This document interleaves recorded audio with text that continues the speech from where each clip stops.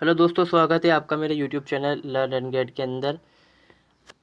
जो हम बात कर रहे थे पॉलिटिकल थ्योरी के साथ, जो राजनीतिक सिद्धांत थे, उसकी जो आखिरी वीडियो थी मेरी, वो थी जो स्वतंत्रता है उसके सिद्धांत के बारे में। और उसके जो दो पक्ष देखते हैं हम, एक तो होता है नकारात्मक स्वतंत्रता और एक होती है सकारात्मक स्वतंत्रता।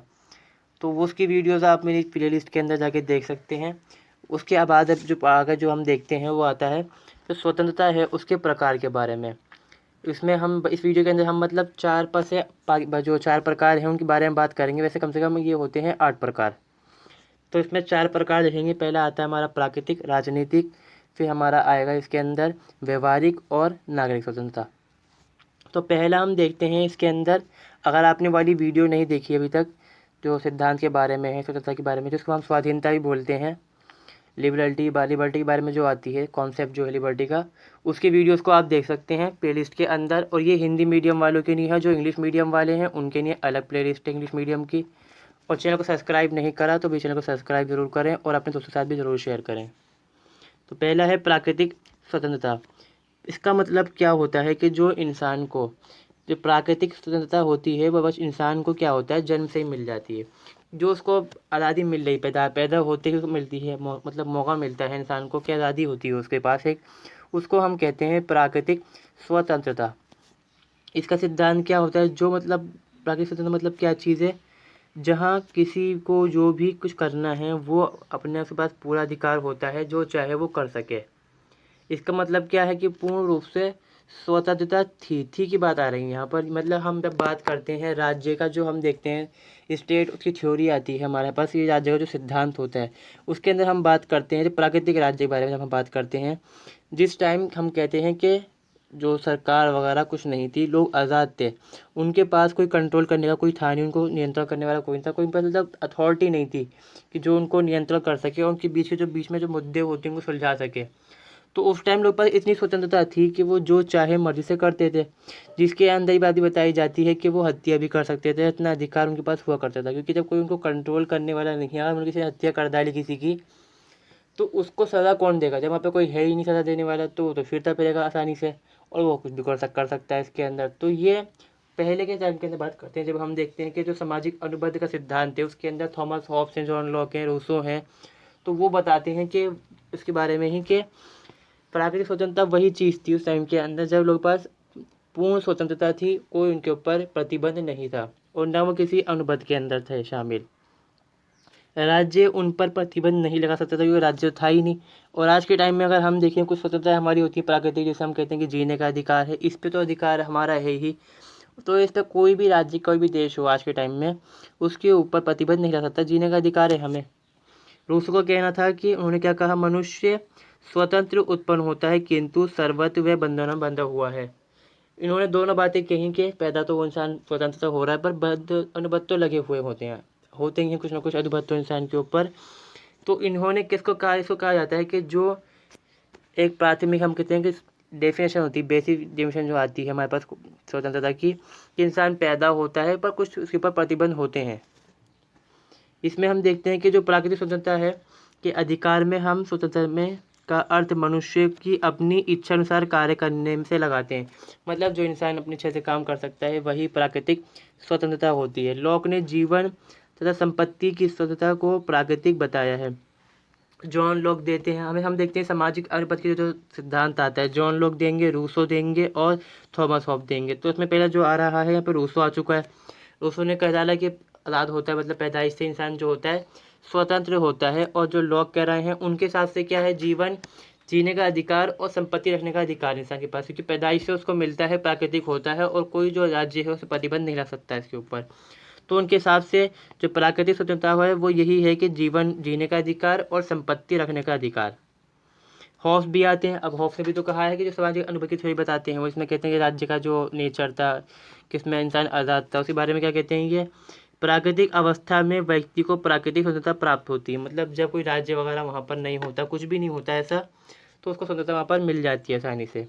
तो ये होती है प्राकृतिक स्वतंत्रता, मतलब जो पैदाइश से मिले, जिस पे कोई प्रतिबंध ना हो। आज के वक्त में हम देखेंगे अपने, तो ये मिलना हमें मुमकिन नहीं। समकालीन विश्व के अंदर कोई ऐसा राज्य नहीं, कोई ऐसा देश नहीं है जो हमें ये चीज़ दे सके। क्योंकि इसमें क्या है कि टकराव होता है, दो या दो से ज़्यादा लोग होते हैं, इनके बीच टकराव होता है, क्योंकि स्वतंत्रता जो है हर किसी के लिए है। तो उसको कंट्रोल करने के लिए, उस पर लिमिट लगाने के लिए राज्य क्या करता है, कुछ जो प्रतिबंध होते हैं वो लगा डालता है। तो ये चीज़ मिल नहीं पाती आज के टाइम में, और ये होती भी नहीं है। अगली है नागरिक स्वतंत्रता। अब ये नागरिक स्वतंत्रता मतलब क्यों मिलती है, जब हम किसी देश के अंदर रहे ना, कि देश के जो नागरिक होते हैं उसके नाते मिल जाती है हमें।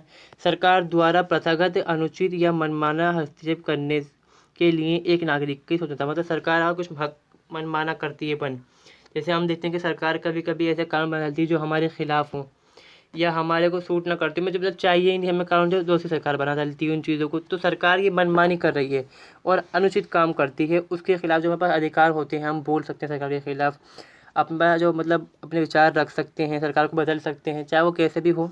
कहीं पर क्रांति होती है तो कहीं पर हमारे यहाँ तो वोटिंग होती है, उसे चेंज करते हैं हम गवर्नमेंट को अपने, कहीं तख्ता पलट कर डालते हैं सरकार का, तो उसको हम चेंज करके हटा सकें, नई सरकार बना सकें। तो वो हमारे पास होती है नागरिक स्वतंत्रता। सामान्य रूप से विचार अभिव्यक्ति स्वतंत्रता और सरकारी हस्तक्षेप से इन अधिकारों की सुरक्षा के अधिकार के बीच में यह बहेली आती है। इसके अंदर मतलब हमारे पास जो हम कहेंगे नागरिक जो स्वतंत्रता है, उसका मतलब पहला यही है कि विचार हो, जो हमारे विचार हो कर सकते हैं। उसके अंदर अभिव्यक्ति की जो स्वतंत्रता होती है वो, और सरकार हमारे काम में हस्तक्षेप ना करे। तो ये हमारी होती है नागरिक स्वतंत्रता। और जो सरकार जो कर रही है, गलत काम कर रही है, उसको हम बोल सकें, तो ये भी नागरिक स्वतंत्रता के अंदर ही आता है। मतलब ये 4 पॉइंट है कि हम पहला विचार व्यक्त कर सकते हैं अपनी, जो अभिव्यक्ति है उसको व्यक्त कर सकें अपनी, सरकार हमारे काम में दखलंदाजी न करे, और ना हम सरकार की जो सरकार काम कर रही है उसकी बात जो गलत है उसको हम बोल सकें। सामाजिक और राजनीतिक सिद्धांत के सिद्धांत बुक लिखते हैं, अर्नेस्ट बुक ने बुक लिखी है सामाजिक और राजनीतिक सिद्धांत। इसके अंदर सिद्धांत देते हैं, वो बताते हैं कि उनके अनुसार नागरिक स्वतंत्रता एक प्राकृतिक क्षमता में मनुष्य की स्वतंत्रता है। मतलब इंसान जब प्राकृतिक हालत में होता है तो उसको जो स्वतंत्रता मिल जाती है राज्य के अंदर रहते हुए, वो होती है नागरिक स्वतंत्रता। इसमें उन्होंने कहा, ये तो खैर कंप्लीट होता है यहाँ पर। अगला है हमारे पास व्यवहारिक स्वतंत्रता। मतलब जो इंसान है अपने हिसाब से, जो उसका व्यवहार है उसके अनुसार, मतलब जो उसकी नेचर होता है इंसान का, जो काम कर सकता है, अपने व्यवहार को व्यक्त करता है, उसको हम बोलेंगे व्यवहारिक स्वतंत्रता। बारकर ने उल्लेख किया कि अर्थात व्यवहारिक स्वतंत्रता प्रणाली क्या है, स्वतंत्रता के लिए परीक्षा प्रणाली की आवश्यकता है। इस चीज़ को समझना मुश्किल भी है, और इसके बारे में उन्होंने कहा कि अगर हमें इसको देखना होता है, क्योंकि व्यवहार तो इंसान का अलग अलग है, तो इसके लिए एक प्रणाली होनी ज़रूरी है। अब क्योंकि हर इंसान का व्यवहार अलग होगा तो उसकी जो स्वतंत्रता का हिसाब जो मानना होगा, नज़रिया होगा उसका, वो भी अलग अलग होगा। तो बारकर कहते हैं कि उसके लिए एक सिस्टम होना ज़रूरी होता है। लोग अपने पारस्परिक लाभ के लिए नियंत्रण में प्रवेश करने की स्वतंत्रता का आनंद लेते हैं। मतलब अपने फ़ायदे के लिए लोग क्या करते हैं, राज्य के अंदर आते हैं, और किस लिए आते हैं, 2 पक्ष हैं, 3 पक्ष हैं, आपस में जुड़ जाते हैं। तो ये उनका क्या होता है, व्यवहार होता है, किस लिए, अपने फ़ायदे के लिए। तो इसका अंदर क्या होता है कि वो ऐसा नहीं करना चाहिए उनको, कि उनको आज़ादी है, व्यवहारिक आज़ादी उन्होंने इस्तेमाल कर ली, और वो कॉन्ट्रैक्ट के बीच, मतलब उन्होंने अपना अनुबंध कर लिया आपस में, ठीक है। तो इससे ऐसा ना हो कि जो तीसरी पार्टी है, तीसरा पक्ष है, उसको नुकसान पहुँचे। मतलब हम जो अपने कॉन्ट्रैक्ट कर सकते हैं, जो हमारे पास मौका है अपनी बात को करने का, उसको हम कहते हैं व्यवहारिक स्वतंत्रता। इसमें क्या है, सामाजिक न्याय के तत्व में L.T. हॉब्स हाउस अनुबंध करने वाले पक्षों की गुणवत्ता पर जोर देता है, क्योंकि अनुबंध की आवश्यकता अपर्याप्त है, अनुबंध की स्वतंत्रता अपर्याप्त है। इसमें क्या कहा, उनके जो व्यवहार वगैरह हैं, जो उनका तरीका होता है करने का, उसके बारे में जो L.T. हॉब्स हाउस है वो बताते हैं कि भाई अगर हम देखेंगे वैवाहिक स्वतंत्रता जो होती है, अनुबंध स्वतंत्रता जो होती है, अपर्याप्त होती है, इसलिए हम व्यवहार का अपना इस्तेमाल कर सकते हैं। इसके अंदर परिभाषित किया गया है कि जब इसे पूरी तरह से नियंत्रण के अभाव में शामिल माना जाता है। संपर्क की स्वतंत्रता इसके एक प्रतिस्थापन समानता का तात्पर्य है। इसका मतलब ये होता है कि अगर हम देखें कि जैसे व्यवहारिक स्वतंत्रता हमें मिल गई पूरी तरह से, उस पर कोई कंट्रोल नहीं है। जैसे हम देखते हैं कि 2 पार्टीज़ होती हैं, 2 समूह होते हैं, आपस में क्या करते हैं, कॉन्ट्रैक्ट करते हैं कि ये चीज़ को, उन पे कोई कंट्रोल नहीं है। तो उसमें क्या होता है कि वो समानता एक दूसरे की उखाड़ते हैं। कोई कहता है कि मैं तुमसे बढ़कर हूँ, वो कहता है कि मैं तुमसे बढ़कर हूँ। इससे क्या होता है, उनके बीच एक तरह से झगड़ा भी हो सकता है। और दूसरा ये है कि वो जो समानता जो होती है, सिद्धांत होता है, उसको प्रतिस्थापन कर डालते हैं, नुकसान पहुँचाते हैं, मतलब वो उसको। ये पार्टी विश्ववादी वही वाला सीन है कि मतलब कि जब हम देखेंगे वही बातें इसके अंदर कि जो उनको अस्वीकार्य हो जाता है कि लोग मानते नहीं हैं और वगैरह वगैरह बहुत सारी बातें आ सकती हैं इसके अंदर कि बाध्यता नहीं होती इंसान के ऊपर, व्यवहार उसका इंसान का है। और इसके अंदर एक बात ये है कि हमने कॉन्ट्रैक्ट कर लिया तो हमें उस कॉन्ट्रैक्ट पे लेना चाहिए कि हमारा व्यवहार अच्छा होगा, मतलब हमारे पास हमारा एक व्यवहार है कि हमें कॉन्ट्रैक्ट में सही से रहना चाहिए, हमारी आज़ादी है, हम सही से रहें बुरे से रहें वो अलग बात है। और दूसरा ये है कि हमारे मर्ज़ी है कि हम उसमें बाध्य हों, हम चाहें तो उस कॉन्ट्रैक्ट से बाहर भी निकल सकते हैं, हमारी मर्ज़ी है क्योंकि हमारा व्यवहार है इसमें काम करने का। तो ये होती है व्यवहारिक स्वतंत्रता। अगला है इसके अंदर राजनीतिक स्वतंत्रता। इसमें क्या कहते हैं, एक व्यक्ति को नागरिक की हैसियत से मिलने जो होती है राजनीतिक स्वतंत्रता कहलाती है। मतलब अगर हम किसी देश के अंदर रह रहे हैं, पहले तो नागरिक स्वतंत्रता मिल जाती है हमें, उसके बाद जो हमें मिलती है पॉलिटिकल, हम कहते हैं लिबर्टी, जिसको हम कहेंगे नागरिक स्वतंत्रता। इस सब की वीडियोस मैंने बना रखी हैं अलग से, इंग्लिश मीडियम वालों की नहीं, उसको देखें पहले लिस्ट में जाके। और इस वीडियो को अब तक यहाँ तक ज़रूर देखा है तो चैनल को सब्सक्राइब करें और लाइक ज़रूर करें वीडियो को। अगला इसमें क्या कहते हैं, विलियम ब्लैकस्टोन कहते हैं कि जो राजनीतिक स्वतंत्रता का अर्थ है वो कहते हैं सरकार पे अंकुश लगाने की शक्ति। मतलब जो सरकार काम कर रही है या सरकार की शक्ति हैं, जो हम कहते हैं जो सरकार की संप्रभुता होती है एक तरह से, उसके ऊपर अंकुश लगाना, वो कहलाती है राजनीतिक स्वतंत्रता। और ये सबसे बड़ी पॉइंट है, इसके सबसे ख़ास पॉइंट यही है कि सरकार पर अंकुश लगाने के लिए मिलती है हमें जो राइट्स वगैरह मिलते हैं, उसी को हम कहते हैं इसको। राजनीतिक स्वतंत्रता में व्यक्ति को मतदान करने और सार्वजनिक पद धारण करने के करके सरकार में भाग लेने के अधिकार शामिल है। राजनीतिक जो स्वतंत्रता है उसके अंदर क्या है कि हम वोट कर सकें, हम खुद पद ग्रहण कर सकें, वही इसके अंदर आते हैं। दूसरी ओर सरकार के आचरण, बनावट और सिद्धांत के बारे में स्वतंत्र रूप से और प्रभावी ढंग से स्वयं को व्यक्त करने का अधिकार जो रहता है। सरकार की जो बनावट है उसको देखना कि हम कैसे वो काम कर रही है, उस पर उसकी आलोचना वगैरह करना इसमें आता है, ठीक है। इसमें है कि सार्वजनिक मुद्दों, नीति के मुद्दों पर अपने विचार को व्यक्त करना।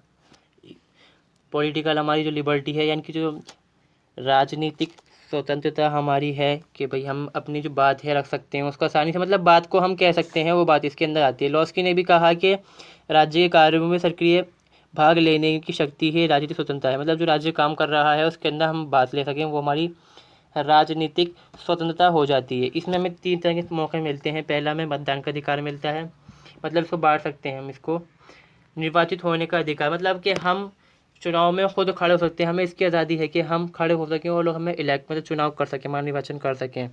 उचित योग्य पद धारण करने, मतलब उचित योग्यता के साथ, मतलब पढ़े लिखा हो, जो मतलब हम मान लेते हैं कोई डिपार्टमेंट है, किसी के नहीं खड़ा हो रहा है कोई इंसान, मतलब जो सरकार के लोगों को मिलेगा पद कि बनता है तो वही बनेंगे, जो सरकार की जो हम जो चुनते हैं लोग, तो वो उनमें इतनी योग्यता होनी चाहिए कि वो उस पद के लायक हों। और इसमें क्या है कि सरकार के जो कार्य हैं उनकी आलोचना करने का अधिकार शामिल है इसके अंदर। तो बेसिकली जो राजनीतिक स्वतंत्रता होती है वो यही है कि नागरिक है, हमें अधिकार है वोट देने का, सरकार की जो आलोचना है उसको करने का और निर्वाचित होने का, और साथ में योग्यता साथ में हो हमारे, मतलब पढ़े लिखे हैं, जो मतलब जो भी फील्ड है, जिस फील्ड के अंदर हम जाएंगे उसके हिसाब से हम योग्य हों, तो वो कहलाती है राजनीतिक स्वतंत्रता। तो दोस्तों इस वीडियो के अंदर बस इतना ही। अगली वीडियो के अंदर हम देखेंगे आर्थिक और जो राष्ट्रीय स्वतंत्रता होती है, इसके अलावा 2 स्वतंत्रताएँ और भी हैं, उसको भी देखेंगे, उसको देखेंगे अगली वीडियो के अंदर। चैनल को सब्सक्राइब ज़रूर करें और दोस्तों के साथ वीडियो को ज़रूर शेयर करें। इस वीडियो को देखने के लिए थैंक्स।